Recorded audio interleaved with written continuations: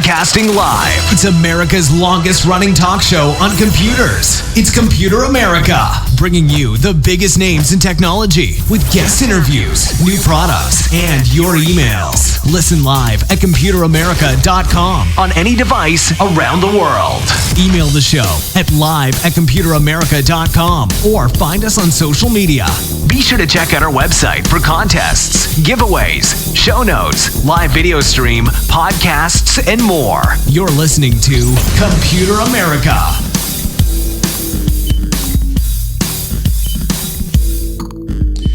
Hello and welcome into the Computer America Show, everyone. We are the nation's longest running, nationally syndicated radio talk show on computers and technology. And everyone, hey, I hope you're doing well and you are ready for today's program. So today on the show, we have the one, the only Mr. Scott Schober. He is our cybersecurity expert, and we will be talking with him in just a moment about all things cybersecurity, as well as, hey, what he has been up to and all that and more. Everyone, you can, of course, check that out here soon. Now, with that being said, everyone, let's see. So before we get started, computeramerica.com, that's the first thing you need to know about. That is where you'll find everything, including past shows, future shows, show notes, podcasts, all that and more, computeramerica.com, as well as links to our guest website. Also, while you're there, be sure to check it out over on the right. And if I'm reading this right, 4 days left as of the time of this recording. And at the end of the month, we will be ending our 30 years of Computer America giveaway. And yeah, we'll draw the winners and we'll let everyone know and all that good stuff. And we'll talk about more in just a second when we bring Scott Schober on. But yeah, hey, everyone, completely free, daily entries. Go ahead and do it. You can still win. As of right now, you will be joining about 281,000 entries into the giveaway. So we want to thank you so much for doing that and supporting us. And hey, looking forward to another 30 years. So with that being said, everyone, computeramerica.com once again. And let's go ahead and bring on our guest. And longtime listeners of the show know that Scott Schober is no stranger to these parts. And yeah, I think a lot of people out there are very familiar with Scott at this point. He, of course, is a celebrated author, writing things like Hackgen, cybersecurity is everybody's business. And of course, his latest book, Senior Cyber, and hey, tips for keeping seniors safe on the internet. So Scott, welcome back on to Computer America. How you doing? Yeah, great to be on. Thanks for having me join again. And by the way, congratulations on 30 years to you and your team. You're wonderful. Thank you. Yeah, you and I wanted to show this. Let's see, and I think I can do this. And let's see if I don't do this incorrectly. No, actually, I did do that incorrectly. Let's see, standard would actually work for this. So obviously, the green screen might play into this just a little bit, but yeah, you sent over a very nice plaque, and it's obviously reversed, and you can see it there. Once again, thank you so much for doing that and sending that over. That will be on display during the show, and as you can tell, maybe even upside someone's head if they go the wrong way. But Scott, this is perfect. And once again, thank you for sending over the plaque. Well deserved, Ben, to you and your dad and your team. So congratulations. Right. And thanks for all the information that you're providing everybody out there in the world of the internet and viewers and listeners and the great education. Yeah, it's definitely an ongoing struggle. I mean, we try to stay on top of the latest news and all that kind of stuff here with you, Scott. But we're still having people send us emails and writing to us and telling us that, hey, the basics are still not being followed, whether in their businesses or at home. So, making sure that having you here and of course talking about the latest hacks and how everything happens is great, but also just reiterating the basics and just staying safe. That's super important. So let's see. So other things that we can talk about before we really get into the meat of the conversation here. Also going back to the contest, you have graciously decided to give away, that's going to be one of the prizes during the giveaway. When we draw the winners, I think we're giving away, it's 3 book bundles. So, each one of your books in a bundle sent to 3 lucky winners. So that as well. Yeah, congratulations in advance, and hopefully that'll help the winners keep safe and not be intimidated by cyber criminals and scammers. Absolutely. And of course, all your books are very informative and all that stuff. But I also wanted to draw attention to to a picture that you sent over, and I wanted to ask about, obviously, your new book. You launched it just recently, and of course, the feedback you said that you've been getting has been very positive. And you can see here a nice photo in a let's see if I get this right, an assisted living facility.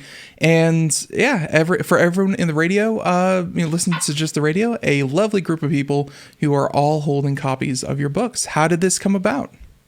Yeah, it's wonderful. And it's kind of something that I'm starting to learn can go viral without me really making go viral. I'll get people that have followed me. And this in fact, was actually the backstory of it was somebody that I knew from a long time ago, about 25 years ago. And we reconnected after many years, and he attended several of my presentations, lunch and learn presentations about cybersecurity. He's been a follower of my book. And he actually bought a copy online and gave it to his mother. I happened to also mail him a copy, which came a few days after the copy that he bought on Amazon. And he said, wow, my mom loved it. She started talking to other people in the assisted living place, and other people started to buy it. And then he shoots me over this beautiful picture with people holding up different, mainly Senior Cyber book and a couple other copies of books that I've written as well, which just was wonderful to see that it kind of went to that community and it's serving its purpose. It's helping people that are older to be empowered, to realize they don't have to be afraid of the internet. They don't have to be afraid of technology. They don't have to feel like they're going to be victimized by scammers, as long as they take a little bit of time and read and put to practice best practices. Really, to your point, what you were talking about, sometimes it's the basics, and helping seniors and elderly learn just the basics. And hopefully I'm doing that through this book, Senior Cyber, so they could feel more comfortable. And it's great for maybe those that are supporting elderly too. Like my mom and dad are both older in years with different health challenges, and passwords are always a problem, and logging onto websites. So a lot of the things that I share are real world examples of my frustrations dealing with elderly parents that hopefully others can identify with and help their parents along too. Right. No, very well said. And I'm very happy that they were able to send this picture. I'm sure it's very gratifying to see people not just, kind of consume what you've written, but also enjoy, the lessons that you're teaching. So I'm very happy that, that they were able to take something from that. And yeah, very cool to see. Love to, and as someone who, of course, does Computer America, we also love to see, our audience, kind of enjoying what we do. So I'm sure the feeling is much similar to yourself. And there you go. And by the way, it's very, very gratifying. Definitely. And, because this really, if you don't have a passion for teaching, if you don't have a passion for what it is you're doing, then it's very hard to continue to do it. But I can definitely see the passion there. And actually, speaking of which, I think it was that one right there. Right here. Yeah, I can actually pause, I think, on this particular slide here. One little update I've seen, what keeps you up at night. I know that's a regular YouTube segment that you do with industry experts and, talking about different topics and doing deep dives. And it's always been a very enjoyable segment. But one little addition that I just, pulling up your website to do the show here today, you're now live on Apple Podcasts, Google Podcasts, essentially turning your YouTube video segments into podcasts, I assume?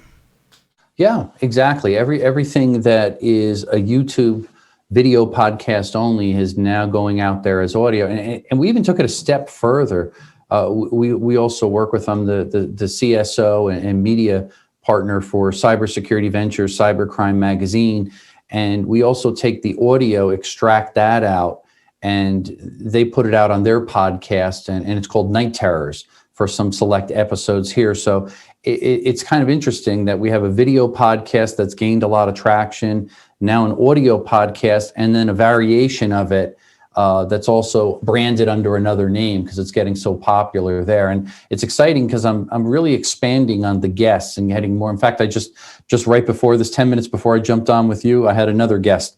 And we're doing a couple episodes per week now and trying to stay ahead. So every week we have another new fresh guest, a little bit new insight, what keeps them up at night, what's their cyber fear, and allows other people to hopefully network with them and learn from them. So it's a really fun segment, and I enjoy doing it a lot because I'm learning a lot in the process, and I'm getting to meet really great people and hopefully my audience will hopefully open up and get to challenge and talk to them and learn from them as well. It'll really be fascinating. Definitely. And hey, we love to see it. I'm sure that, the podcasts are just as informative, like you said, as the videos, because they are essentially the audio ripped to them. But hey, I'm sure you'll come to find this just like we do, that with the podcast, you get a bit more freedom that, you can send out like little segments and, special segments, things like that. Still a lot of fun, but yeah, just little things I've noticed poking around your website there. So yeah, scottschober.com, everyone. Link to that at Computer America as well. So with that being said, Scott, if you don't mind, what do you think? Should we get into today's news? Let's do it. Yeah, let's jump in and Perfect. chat about some of the latest things going on. It'd be great. Absolutely. Yeah. And I was just looking up other, kind of other things. I'm trying to remember some of the ones from the past that I had recently covered. And I think it was actually one from let's see. Was this included in your notes as well? I had, oh my God. It was this 30,000 Apple computers, but of course other ones with this high stealthware that I covered, I believe Monday was when I'd covered this one. And this was a story last Friday. Looking at the date, this was like last Friday or Monday or something like that. Anyways, Scott, did you hear anything about this? I heard a little about it, but I didn't do a deep dive into it, honestly. So this one was fun, and I'll do a little bit introduction. Then I want your reaction if you don't mind. But as I recall from kind of going into this was one of the first malware to infect the new Apple M1 chips. Because Apple has new silicon out there, and essentially just like x86 versus ARM versus whatever, not all malware is going to run, especially be able to compromise on a base level on these computers. But this one has been found on 30,000 Apple Macs with the new M1 silicon. And on top of that, it's been found in like 153 countries across the world. And so it's been dubbed Silver Sparrow, highly advanced in that they're looking at this and saying that there's a mechanism to self-destruct, which they're saying that that's usually reserved for like state secrets and state sponsored hacking projects. This idea that if it's been identified in any way, it will delete itself immediately to protect the source code and all that kind of thing. Scott, the fun thing here is that it didn't activate. They were able to take snippets of it and be able to identify it and that kind of thing. The self-destruct, for whatever reason, did not activate. So either it just has not gotten the proper command to self-destruct, or someone messed up and made an oopsie. So on top of that, they said that it has a relatively high infection rate. They mentioned that it's a serious threat, and on top of that, there's two versions of it out there, one for the Intel x86, one for the new M1 Apple computers, and it has a global reach. Why this thing exists, who it's sending information to, all that kind of thing, we don't know any of that. But Scott, what do you think about something that, they're focusing on the fact that this is infecting new M1 type Apple computers and hardware. But I mean, this thing is in, again, 153 countries in the world. It's highly infectious. It's just no one really knows what it's doing. Yeah, I think it's sometimes these type of things, it's the unknown that's so scary. You wonder, why would somebody do it, first of all? And I can think of a few reasons. My suspicion, I think just the departure from one major technology to the other, that affects a lot of people, a lot of groups, a lot of production facilities, because you've got, years ago, Apple was really tied closely with, processors from Motorola, departure to Intel for many years, really close, strong bond. And then there were some challenges, and now the migration to the really kind of their own processor with the M1. And my brother's already got an M1 laptop. Mm-hmm. My father's got an M1 laptop. I have a lot of friends that ran out, early adopters, stood in line just to get the technology because it was so exciting. And it is pretty powerful. I have not migrated to the M1 yet. Now, maybe I'm glad that I hesitated a little bit, and maybe other people are too, because nobody wants to walk around with a ticking time bomb. And I guess that's the scary part. I ask myself, is this something that could be activated at a later time? Can they get a patch? Can they fix it? How are they going to fix it? Those are questions that I'm sure has got Apple scratching their head saying, boys, we made a mistake here. There was the back door, there was a vulnerability that we left open. We got to patch this and fix this right away so it doesn't happen in the future. As they're now, the crank is going and they're mass producing this, it's really hard to stop something in the process. So it could be pretty damaging, I think, to Apple and their brand, because we all know they're very good with security, they're good with response, and they don't want to get something out the door if it's problematic, because it really will hurt the bottom line for them as the most powerful company in the world right now, or at least the most profitable. And by the way, one little sentence that I left out of my summary was that this quote here from a gentleman over at Red Canary, cybersecurity firm. They mentioned that they have not observed Silver Sparrow, which is again the name of the malware, delivering any additional malicious payloads. They said that it does have a potential to do so. So your assessment, I believe, was correct, saying that it's infectious, it's out there, it's not really doing anything, but it's positioned and it's capable to adware, malware, anything like that and Scott, this almost feels like a proof of concept that they can put something out that is highly infectious and will circulate among the Apple ecosystem. That's what this almost feels like.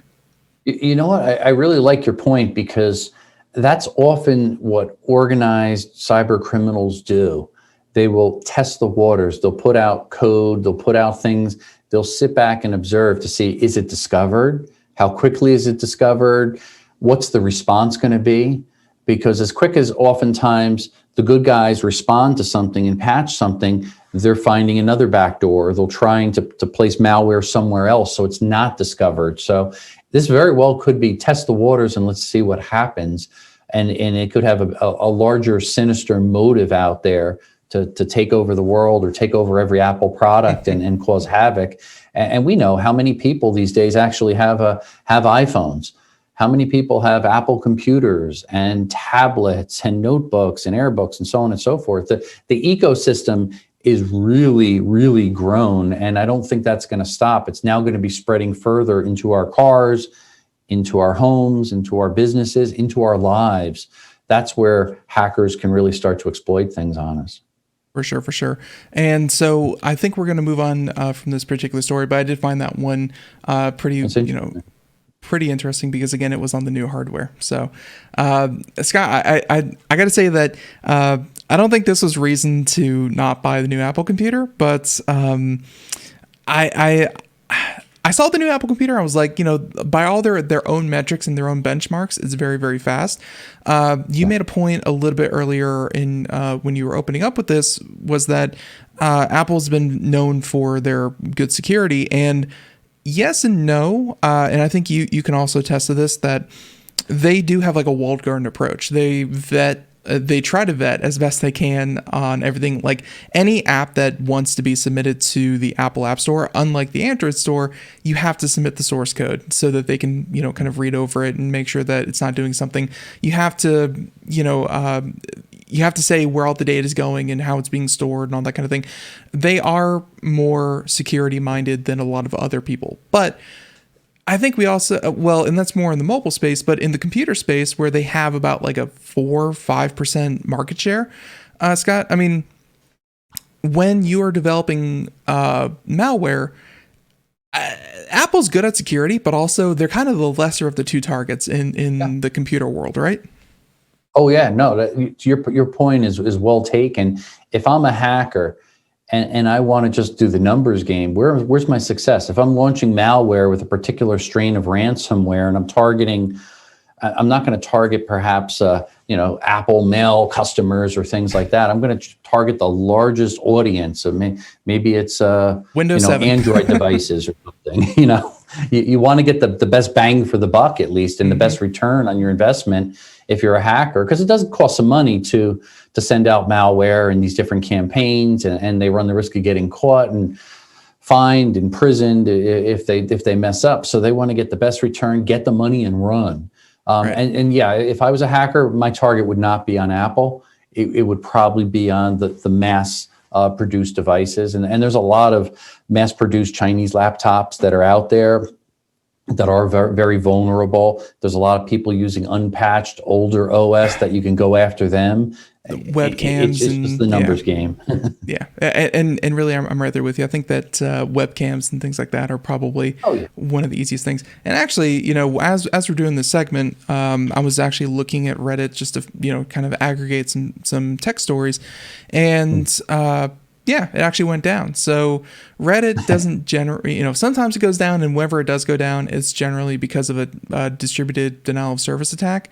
So that's currently happening. I think Reddit is like the third most visited website on the internet, like behind like Google and YouTube. So yeah, that's probably happening as we're talking. Fabulous information, though. You get so much information off of that, and you can interact with. I was on the other day talking about some of the stuff when a story broke about one of our products, and there was a whole dialogue of people going back and forth commenting about it, and they were asking one another questions. And I just started following the thread, and the one person, he tried well, but he completely botched the answer. It was technically wrong, inaccurate, this and that.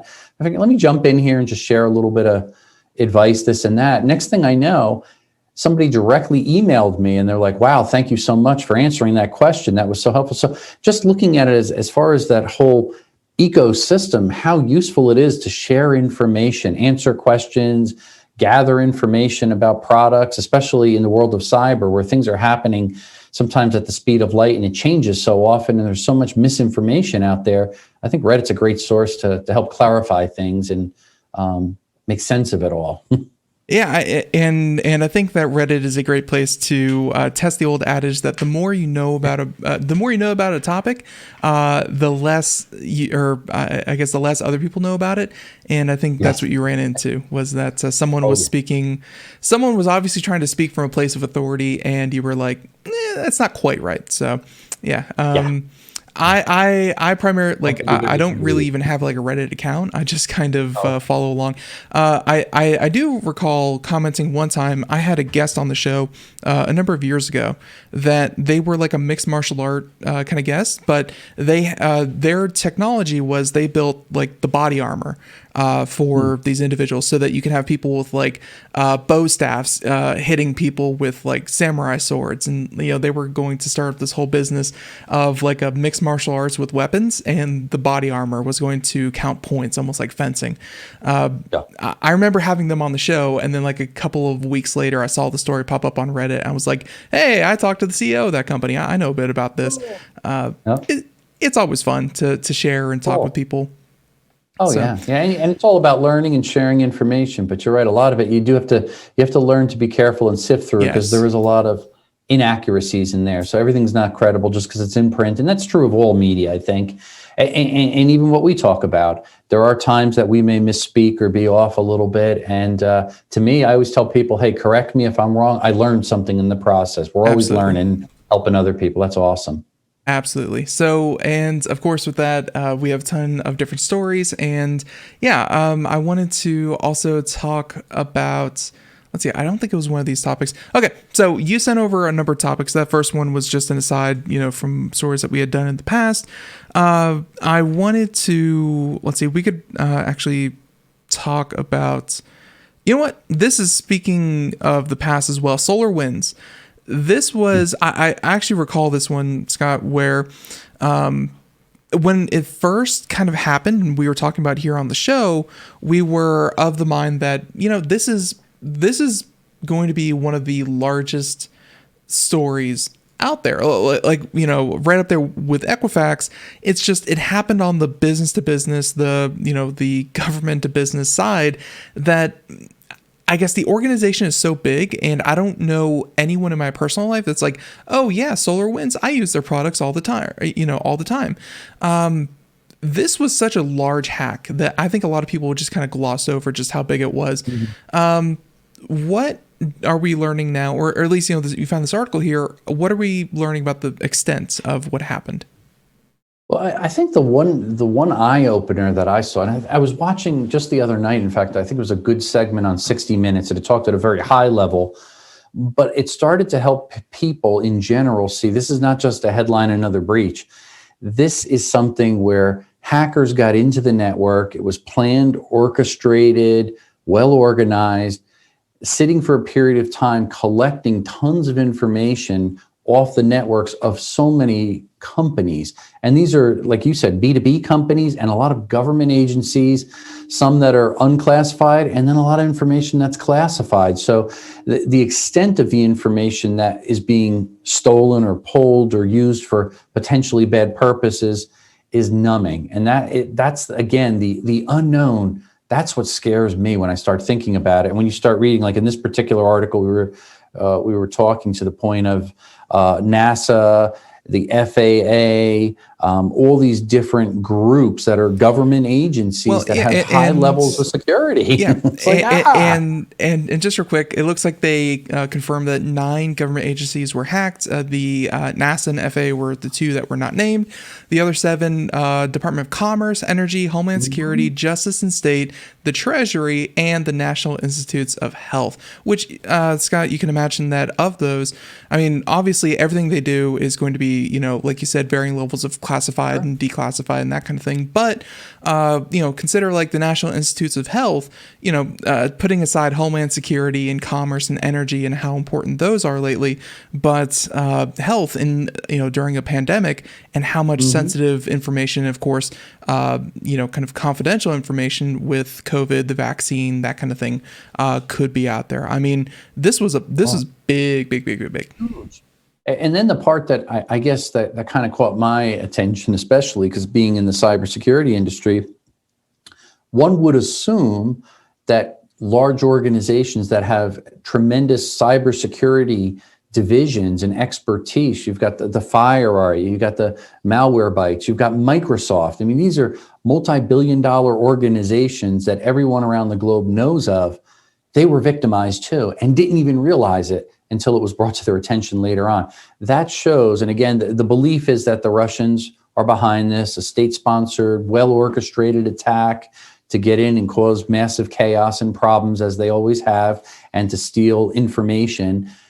Very, very successful, and they still do not know the extent of all the companies. Every day they're learning more and more companies, government agencies have been attacked and information's been compromised. So this is going to drag on for a period of time. And I think to your point, it's like the Equifax or the Target breach. It's of that scope and that size as things start to unfold and we get the full sense of it. And the majority of these Fortune 500 companies, most of which are throughout the US, were targeted and compromised information.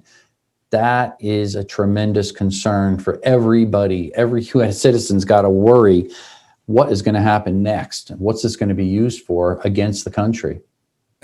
It's really astounding. And I just found this other article here from the Wall Street Journal. Let's see. And this, and I actually wanted to kind of double check that I had this right. That it's actually, you mentioned FireEye, these experts in cybersecurity, and they actually found out about the SolarWinds hack because they themselves were hacked. Like you mentioned, they were also victimized by this, and they actually discovered that, oh wait, this goes even further. So it's like, it's almost like realizing that there's a bullet hole in you and then being like, oh wait, and then you look behind you, everyone you're supposed to be protecting, and all of them have the same bullet hole going right through them. Your protection didn't really affect all that much. And I'm looking here, this was a statement by this is the Intelligence Committee Chairman, Senator Mark Warner, saying the preliminary indications suggest that the scope and the scale of this incident are beyond any that we've confronted as a nation, and its implications are significant, and it may provide opportunities for future intrusions for years to come. So that's obviously during the Senate hearing. I believe that happened today, Scott, if I'm not mistaken. That whole thing happened today. Yeah, and if I'm not mistaken, the way that they found out about this was that they found the information being exfiltrated to a server that was hosted in Russia. Like that's all it took. And like I wanted to point that out to people because it's not like it took some, super crazy Hollywood experience. It was just one IT person going, I don't think we're supposed to be connecting to that server. And I think everything kind of fell out from there and how they discovered it. And Scott, like, it always it always strikes me that like these biggest hacks, they're like, well, how did the information get stolen?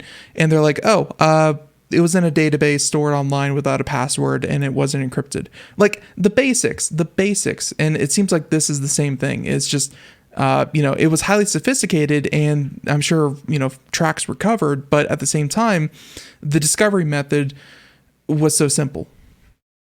Yeah, and I think that's often what happens with a lot of these breaches. And I think as I dug in deeper, if I recall correctly, what led to some of the stumbling upon this within these cybersecurity companies was one of the employees had a work phone and another phone, one that was authorized and one that was not authorized. And when there was a two-factor authentication request by the hacker, it was discovered, flags went up, they dove in and started to do some investigation and said, oh my goodness, this is not an authorized device. Who's using this as a portal or conduit to get into our network? Started doing the investigation, and then they realized this thing's got legs. Yeah. This is everywhere, and this affects not just this company. Now it's where did it start and where did it branch to? And that's what's happening now. So this, in my opinion, will take months of investigation before we have really our heads wrapped around what in the world happened, how bad is it really, and what are the Russians going to do with this information? And then in my mind, I ask myself, what's retaliatory? Typically, there are retaliatory sanctions put on different countries, hackbacks that happen, other things that typically don't make the news that are actually actively going on between countries. Is this going to be the start of a new cyber war? Very well could be something of this magnitude. And I know that you do segments on other radio programs that are probably more keen on the politics of it all, but I do have to say that so a couple things here. And by the way, I was reading the Wall Street Journal post about this, and SolarWinds said that they narrowed it down to 3 possibilities to when they were initially, they were initially infiltrated. So even they don't know exactly when. They have 3 possibilities. Sure. So, but yeah, that's just how they were first hacked, not when they were discovered. So my other comment on this was that Russia, ever since 2016, I think they've really seen the importance of not just disinformation, but also this hacking spree that they're going on, Scott, that Russia, and I'm sure China has taken from the same playbook, and I'm sure the U.S. has taken from the same playbook, and really everyone else, that relatively to any kind of money you could spend on a spy program, on secret operations, on any kind of military budget, dollar for dollar, just like so many other things that have gone digital, in the past decade, dollar for dollar, I can't imagine a better investment to espionage than putting money into some kind of concerted and ongoing, like, Scott, I put yourself in the Russian hackers' shoes, or at least the department within Russia that said, we have access to SolarWinds, and therefore we have access to every Fortune 500 company in the United States, and they had access to that for years. Think about how giddy they must have been to have that kind of access for so long. Yeah, and then how do they feel when they're finally caught? That's got to be frustrating too. But the damage is done. I doubt they were frustrated. I feel like it was more, and Scott, I feel like it was less frustration, more like, oh, well, finally we got caught. Like they bang for their buck. I feel like they were happy with what they got. Oh yeah, the return on investment there, the amount of money they spent versus how much they were able to gain through all these different companies. I think this could go on. The information they got could affect a decade easily of just continual hacking, stealing, espionage, misinformation. It has huge impacts that I think it's even hard to put words to, because you have to follow the bigger picture and look at all these different organizations and what each organization's expertise has. And each of these organizations has now private, confidential, classified information that a lot of it, intellectual property, that could be used for the wrong purpose. Right. That's scary. That's the type of stuff that one would say, whoa, somebody wants to take over the world, a doomsday type of thing. This is the perfect storm for it. Yeah, and so we're going to transition a little bit, but to one last point, what do you do in retaliation? I don't see Russia stopping this by any means, no matter what you do. Russia has learned that even if you're not an enemy, I'm sure that they, whoever counts Russia as allies, who regardless of any kind of positioning, enemy, ally, whatever, I'm sure the U.S. and China and every other major companies or major country out there is doing the same. They're getting their hands on anything and everything and every backdoor, even if they're not actively exploiting it. Scott, I got to say that this is probably just the way of the future. That, there are probably going to be sanctions. There are probably going to be, harsh words. But in terms of what's going to change, probably nothing. Every country in the world is going to keep doing this. And like I said, dollar for dollar, they'd be stupid not to, because you get so much for so little spent and so little risk as well. Because at this point, Russia can just stand back and say, wasn't us. And it's up to, hundreds or thousands of security professionals to kind of pour over everything and go, well, maybe it was, and it probably was, but who knows? Yeah. It's crazy. And then I think the value of hacking that many companies and that rich data set, easily you could then use that information to go to other companies, other countries, and sell it for massive profit. That way you could really build up an empire with all the spoils of this. It's really sad. So it'd be exciting as it unfolds. It's going to make for a lot of interesting books and articles, and probably be a movie and everything else. And we'll see how this plays out. But it's telling us what our future is, and it's looking very grim. Despite the efforts that everybody in the world of cybersecurity is doing, I think everybody has to up their game and work a lot harder to keep this world a safer place. Definitely. And on top of that, since you were last on the program, I believe this happened back in early February, February 9th, and it started making the rounds. I actually remember covering this on the show, so I wanted to also point this out. Did you hear about COMB, C-O-M-B, the combination of many breaches that was released? Oh. I heard something about it, but I don't know a whole lot of detail about it. So, and Scott, that on the dark web, there are these massive lists of, compromised emails and passwords. We often talk about data that is compromised, but at the same time, timeliness matters. Like, your password from 2012 on your Yahoo account probably isn't as valuable as your Gmail account today, right? Yeah. So something modern hack, that's great. And that's valuable because you could monetize it instantly. Most people reset their password at least once a year. Right. Or at least they should. And probably more often. But COMB took everything in the past and combined it into one list. Yeah. And they were selling that on the dark web, which is great for training algorithms and, testing passwords and usernames. It's got 3.2 billion credentials built up of unique pairs of clear text emails and passwords aggregated from previous leaks. And they include login details for Netflix, LinkedIn, Exploit, Bitcoin, and more. So essentially, someone took this and took everything from the past, compiled it into one list, and now this list is floating out there. I think it's free. I think they did this for free, and just so everyone has access to this now. 3.2 billion combinations of passwords and emails. Yeah, and I think that I've heard of people doing this many times in the past, but this was typically databases in the neighborhood of 10,000 or so compromised credentials, and they would basically take, like you said, years worth of it and compare it and make sure that they've tested and make the most modern ones there and get rid of the old stuff. So it's a well-filtered list that if you're a hacker and want to use it, you're going to have the highest success ratio because it's current. But to hear that it's over, what would you say, 3.2 billion. Yep. Billion. Yikes.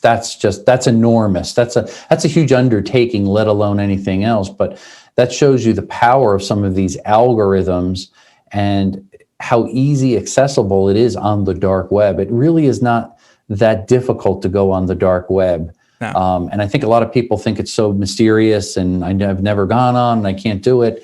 It really isn't. I can go on usually in less than 2 minutes. I'm on the dark web and you have access to things that kind of blow your mind. I don't encourage people to go on there because a lot of the stuff is nasty and scary and illegal.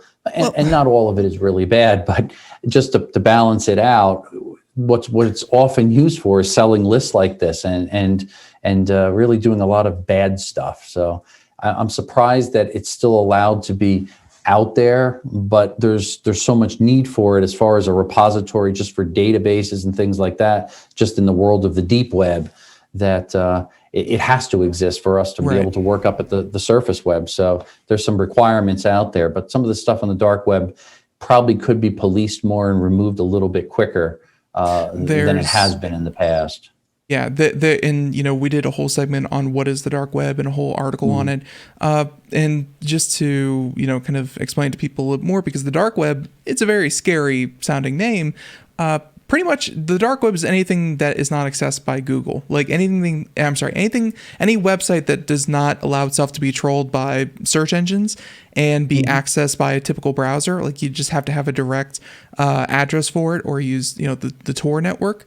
Pretty much anything that's not accessible by Google is the dark web. So, it's really unindexed sites that look like a random number or letters and that you wouldn't find. It's not indexed, so you can't quickly use search engines to really dive down and find it. And they do move the sites around often. That's what's kind of interesting. So if you don't follow a lot of certain sites that give you the latest and greatest specific address to type in to the Tor browser, you can't find the site. Next week you go there, it's gone, because they move them around enough to keep in front of law enforcement, they feel, and keep secretive. And some of them have layers of security now too. And I've gone on a few where they'll actually test who you are. And some of them want to see that you've done something dishonest to prove that you're a bad guy. So there's a little bit of a weird boys club and vetting that goes on to getting certain of these scary sites, depending upon what they're trying to accomplish. So if you do dive down there, be extra careful, because you can get in trouble, and at the same time realize that there are literally hundreds of agents actively pretending to be someone else that can catch you, and they can track you down, and you will be locked up. So use caution there, and good VPN and everything else. From what I've heard, it's really almost like a 1-to-1, if not even greater, to law enforcement, to to individuals on there. So, it's be careful, but at the same time, I mean, it's also very boring. From my segment when I did on the dark web, there's not a lot of need for beautiful graphic designs and intuitive interfaces on websites. A lot of it's just really crappy web pages that no one ever wanted found in the first place. That's 99% of the dark web is things that no one ever, things that people were never supposed to find.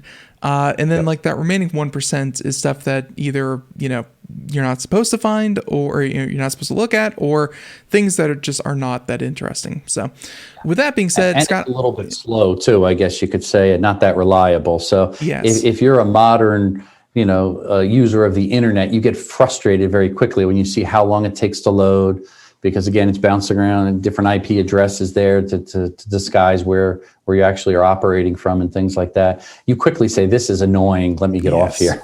Yes. It's like dial-up.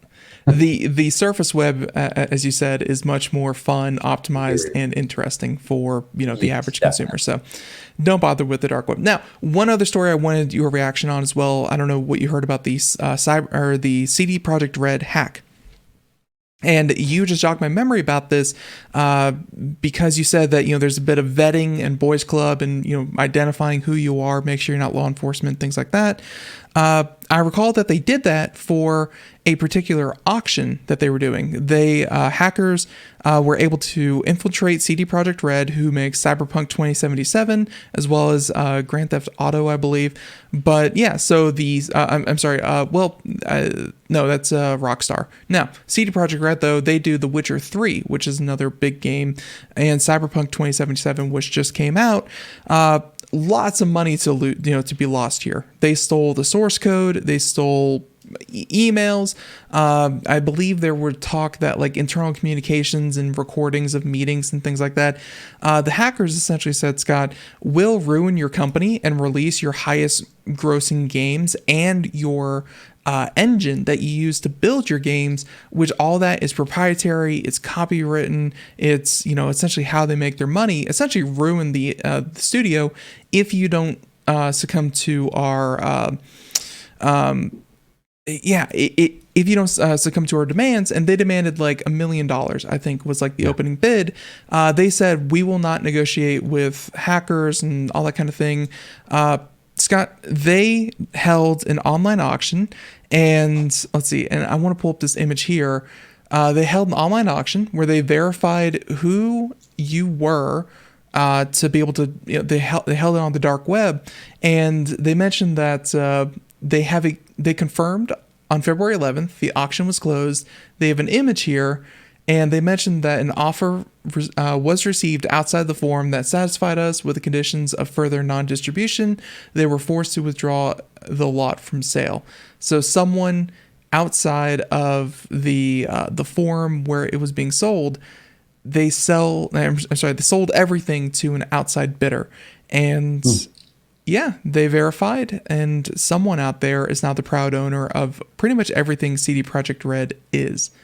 That was a big hack, and that was a lot of drama that happened over the next couple of days. Yeah, and I think a lot of people, if you think about gaming industry and how much goes into some of these projects, what's behind it and the value of it, it's not like there's a coder, one guy sitting there coding a game. Like the old days, I laugh back in the 80s with Atari games, they'd have a team of guys, and maybe it was 3 or 4 guys that would code for 6 months to a year on a game. Now it's literally hundreds of coders putting games together, and the intellectual property, the animation, the graphics, the value of it, and that source code is worth millions and millions of dollars. It's not worth tens of thousands of dollars. And when they monetize it and launch a game, anybody that buys games, I mean, my son's a big Xbox gamer, and these games aren't cheap.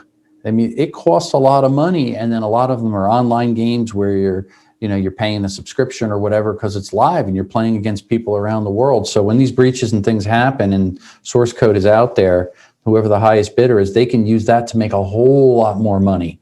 And that to me is really scary. Yeah, it's like a ransomware attack, very similar to that. If you think about it, that's what kind of in essence happened here. It reminds me of, even though it's not the same thing, it's kind of common to that, where it's like that threat, pay this or else, and it's a back and forth negotiation in a sense. Well, yeah, and of course, I'm sure I'm sure as our audience knows that during a ransomware, essentially you just lock everything up and hold it for ransom. This was kind of the opposite. They were able to exfiltrate everything. They were able to steal everything. The whole thing. Yeah. like in a lot of ways, that's even worse because there's no like, well, everything's locked and we just need to get it back. No, it's like everything's lost and we are not getting it back. And that's even scarier. So kind of a lose-lose. Yeah, definitely. So, and by the way, just a little update for today, their latest patch that Cyberpunk was supposed to put out today to fix the game is being delayed for a pretty long time. March.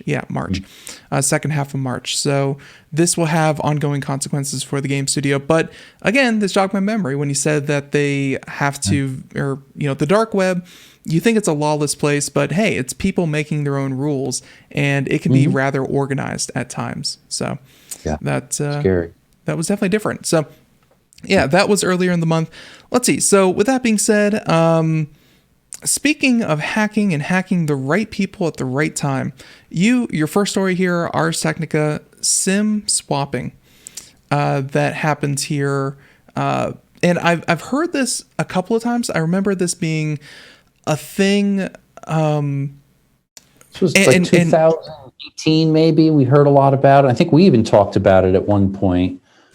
It was this idea that two-factor authentication became more of a thing. And I've done my due diligence and not read anything, Scott. I've decided to come into this completely blind. I got to say though that when it came to SIM cards, there was this hack I remember from a little while ago that using two-factor authentication and having a code texted to your phone, that's all well and good, they were able to like clone SIM cards and have the verification code sent to a phone that did not belong to the individual, and they were able to hack into accounts that were even two-factor authenticated. Very hard to do and very complicated, but it still happened. This, though, I think is a little bit different because, SIM cards mean that you can back up and store things and quote unquote restore things. So what is this particular one with SIM cards? Well, this one, and I guess I should say the interesting part about it, it was really targeted more towards celebrities. They didn't really disclose, at least I haven't read as of yet, who the victims were, but there were numerous celebrities. And the first question is, well, why are celebrities targeted? Because high net worth, notoriety, heavy into the social media accounts there.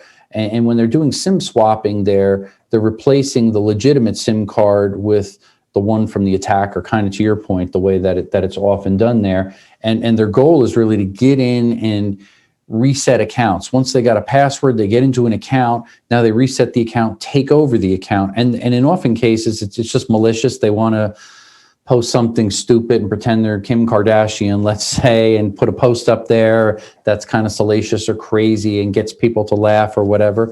But they could also use it to almost like a ransom type of thing to get money.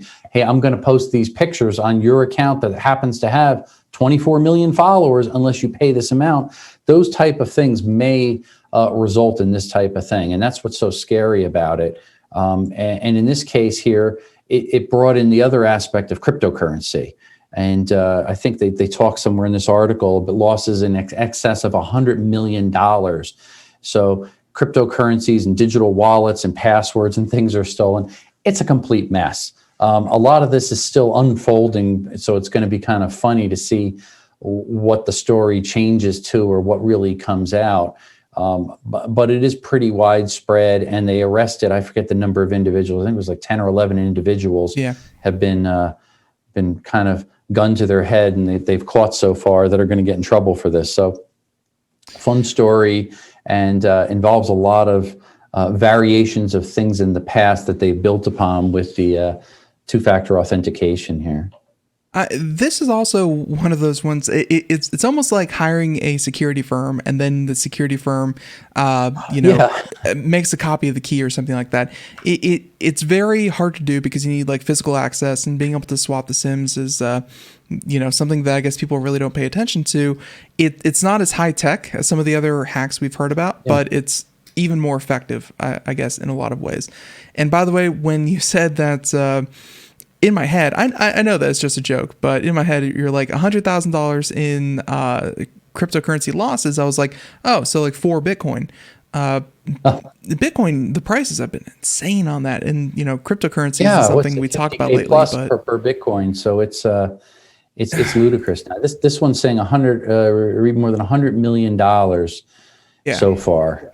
That's a ludicrous amount of money either way, or Bitcoins even for that matter, because the price just keeps going up and up. I remember a couple of years ago, it was slated to go to $10,000 per Bitcoin. And I thought, this is ludicrous. And it was, I don't know, 8,000, 9,000 at the time. I said, it's going to hit 10,000. I could see it because of this crazy manipulation of it. And it's like a stock or something, the way people are buying and dumping it and getting rich off of it. And sure enough, it just keeps heading north. So it's not going to stop anytime soon. Yeah.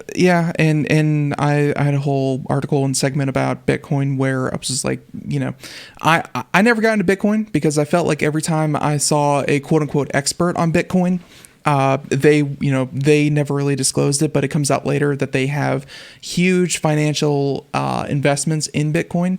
And I felt like the whole thing was pretty self-serving. There wasn't a lot of good faith. There weren't a lot of good faith people dealing in information on Bitcoin that weren't, which, I guess at some point you're like, if you believe in it and you know a lot about it, why not invest in it? But at the same time, it was also people that were like, hey, we'll pump up your crazy fork of cryptocurrency for this month, whatever. Anyways, so Bitcoin's not on trial here. I do want to say though, Scott, I don't know how much you pay attention to other countries, especially in like Southeast Asia and, China and places like that. SIM card stealing, which, this happened in California. So, that's the more relevant here. But in other parts of the world, your mobile phone is your everything. That is your bank. That is your communication. That is your job. That is your identification. I mean, these kinds of hacks, and I guess the ability to hack into SIM cards and things like that, I feel like these are only going to get worse as our phones become even more central than they already are. We're seeing it in other countries, but in the U.S., I could see the trend continuing towards that model as well. Yeah, and you make a fabulous point. I always think of a smartphone as like a Swiss Army knife now. We do everything on it. And you'll know right away, if you ever lost your phone, what happens?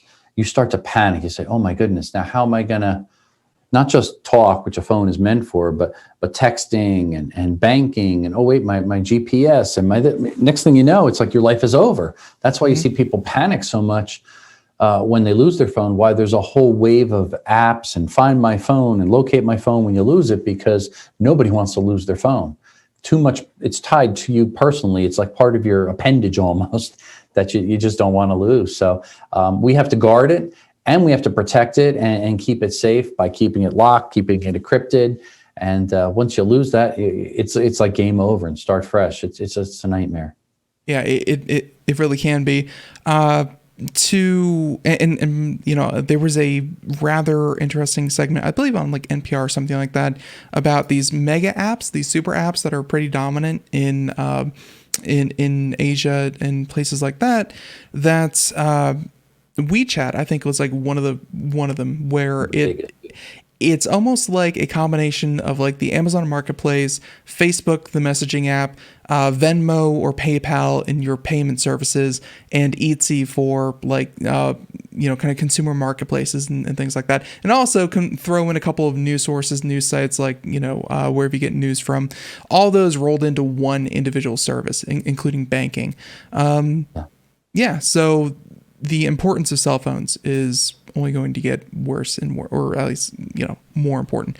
So with that being said, Scott, I feel like we've deviated plenty from that. Looking at these other stories here, we have time for just one more. We can talk about anything you'd like. I mean, it can even be, I believe this is one here. I believe that K4 here that you have here.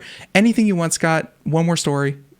Take it away. Yeah, maybe that very last one there, just because it kind of is fresh and it's a little different from a smaller media outlet there. Sure. And I thought it was just interesting because it talked about scams. And I think there's a little video in there. Oh yeah, you already got it. Got it.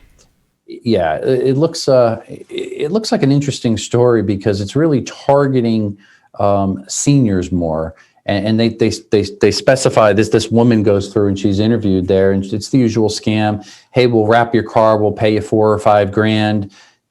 They send her a check. She gets the check. Is this legit? Is it real? She goes, well, I'll give it a try. I'll have my car wrapped. It's worth it for that. And I just drive around, get some money. And what they really want you to do is send back a small amount. They overpay you. And I think it was about $800. They wanted her to send back, cash the check, send $800 out of their account, and then the scammer disappears. The problem is that they're targeting elderly people, and it seems very innocent. And you may try to double check and make a phone call, and they'll set it up basically so they can handhold you to make it credible sounding. Yes, this is a check from us, and oh, we're sorry, we overpaid you. Just simply send us another $800 back, but you keep the $4,000. We'll be sending you the car wrap. A person will come, they'll wrap your car in 20 minutes. And it was interesting because the news media outlet here, they played back and forth and texted the person and tried to see how far the actual scam would go until it got to the point where the scammer realized, hey, something's wrong, and they kind of stopped right away. But they're duping people out of thousands and thousands of dollars. And these things are very well orchestrated. And that's the part that bothers me. They're targeting seniors again, which is really the reason that I wrote Senior Cyber, so people can get educated and not fall victim to scams just like this. I think that a lot of people, even not seniors, would fall victim to this. But like you said, that is the target audience. And even here, looking at the video, it says you are to deduct your first week payment, $800, and the rest goes to the installers. It's almost like they're like using you as the payment method. But of course, as we both know, Scott, after a couple of days, the whole thing's going to get pulled back from your account, and any money that you send out is going to go, be your loss. So everyone, you need to be safe out there. And once again, a couple lucky winners will be receiving Scott's books here after the contest closes here in a couple of days. And Scott, until next time, thank you so much for joining us. Thanks again. Nice chatting with you. Stay safe, everyone. Nice chatting with you. And by the way, I want you to know, because you come on the show every day looking so great in your studio with your suit. Hey, that's where the suit jacket came from this year. So you inspired. All right. You inspired. Nice. So everyone, until next time, have a great day. Thank you so much. Bye, everyone.